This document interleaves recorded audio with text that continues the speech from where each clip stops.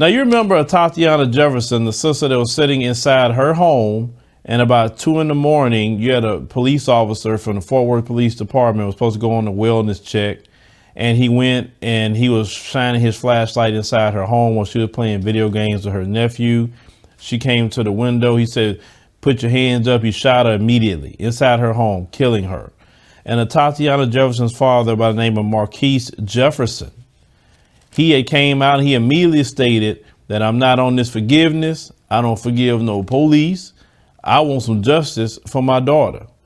Now, they were stating that while he was dealing with that, he had some prior health issues. And when Atatiana was killed, it just really got him.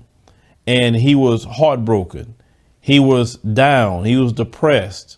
And remember the video I made the previous day talking about the stress that we deal with and how that affects our health and shorten our lives. Police brutality also does that because it shows us at any moment how we can be killed and nothing happens to that perpetrator at all. But Marquise Jefferson, he ended up passing away 1 month after his daughter was killed. And the spokesperson for him by the name of Bruce Carter has stated that he died because of grief. He didn't die because really his condition. It was because this particular cop killed his daughter. He missed her so much that it overtook him. So now that cop has killed 2 people. Yes, he killed 2 people because this man would still be alive. His daughter would still be alive. That cop then decides to go and shoot inside that house, something he should not have done at all. And this cop is walking around, living his life. He's at home. He had paid the $200,000 bill.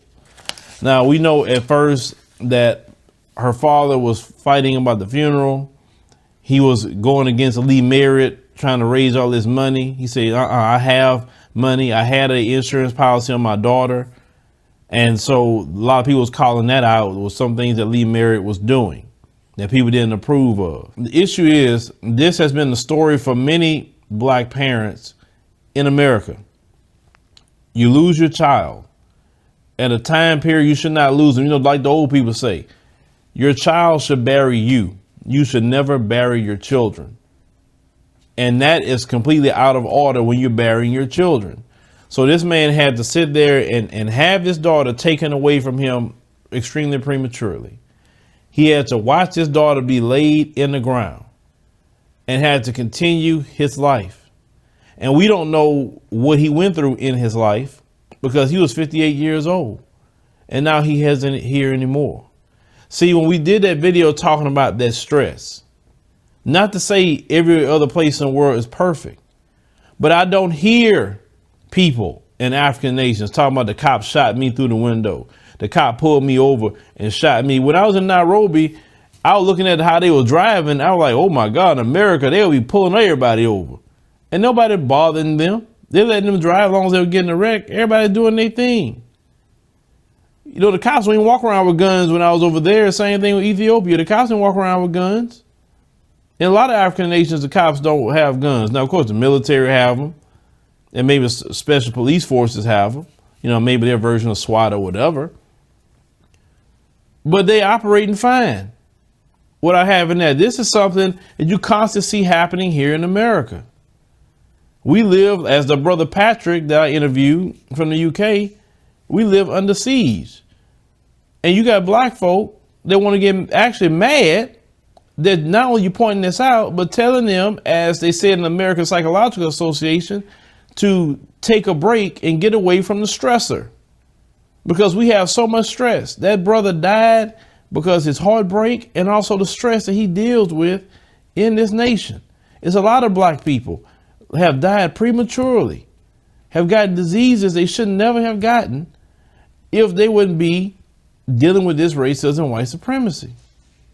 You see a lot of people, you know, you see that live a very long time in other places, but we don't live that long sometimes due to where we may live. Now, sure, in America, you can move certain places and eliminate some of it. You could. I mean, let's just be honest with you. You could. But you don't really escape it, especially when you live in a system.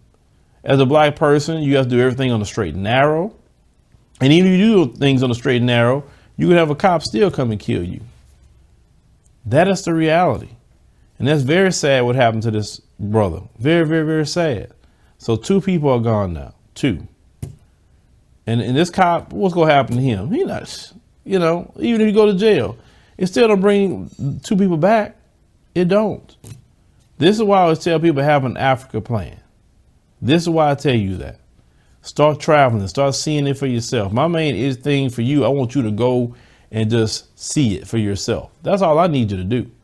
I don't have to say nothing to you after that, because once you get there, spiritually, you're going to connect and you're going to start having all kind of thoughts run through your head the moment you start getting there and walking around, because that's the land that you was taken away from, because you don't have that connection on this land. That's why we walk around so lost.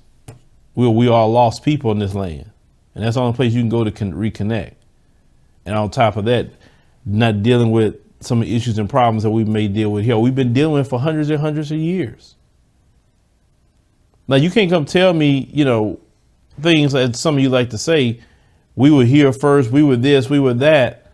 Well, we don't control anything, as I stated before. We can be murdered at any time. It's nothing you're going to do to stop it. It's no mechanism is going to be put in place to stop this. Nothing. The best time for us to really get rid of a lot of it was during the civil rights movement.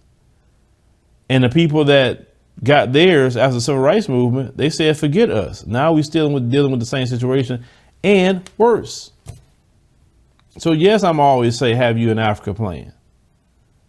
And if you don't want to have one, don't have it. That's your business. Nobody's forcing you to go anywhere. But for those of you who don't want to spend your whole life dealing with issues and problems like this, and yes, you can go other places and you still deal with issues and problems, but that's just life problems. What I'm talking about, we talking about this kind of problem. This is a normal behavior. This isn't the way to live.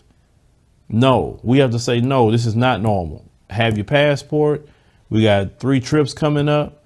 We just signed a deal for the South Africa trip, September 1 through 12. I'm just waiting for a specific link so I can give it to you so you guys can go ahead and start signing up for that. But trust me, have you Africa plan. That's the only thing I'm gonna keep telling you in all these videos. But leave me a comment, let me know what you think about this particular story. It's very, very sad, and this is something that we should not do, is bury our children. And it's something we have to think about living in this nation in America.